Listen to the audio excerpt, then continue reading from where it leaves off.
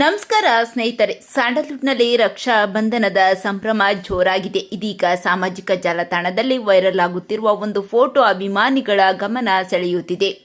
ಈ ಫೋಟೋದಲ್ಲಿ ವಿಜಯಲಕ್ಷ್ಮಿ, ದರ್ಶನ್ ಹಾಗೂ ಧನ್ವೀರ್ ಒಟ್ಟಿಗೆ ಕಾಣಿಸಿಕೊಂಡಿದ್ದು, ರಕ್ಷಾ ಬಂಧನದ ಸಂದರ್ಭದ ವಿಶೇಷ ಕ್ಷಣವೊಂದು ಕ್ಯಾಮೆರಾದಲ್ಲಿ ಸೆರೆಯಾಗಿದೆ.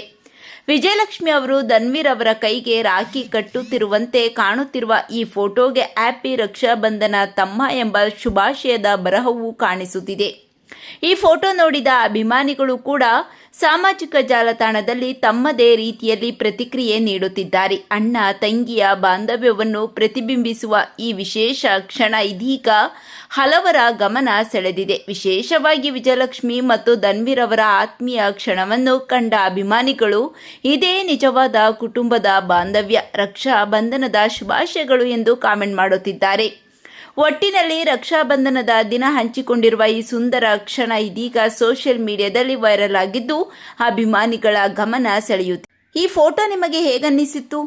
ನಿಮ್ಮ ಅಭಿಪ್ರಾಯವನ್ನು ಕಾಮೆಂಟ್ನಲ್ಲಿ ತಿಳಿಸಿ. ಇಂತಹ ಸ್ಯಾಂಡಲ್ವುಡ್ ಸುದ್ದಿಗಳಿಗಾಗಿ ನಮ್ಮ ಚಾನಲನ್ನು ಸಬ್ಸ್ಕ್ರೈಬ್ ಮಾಡಿ, ಬೆಲ್ ಐಕಾನ್ ಒತ್ತಿ.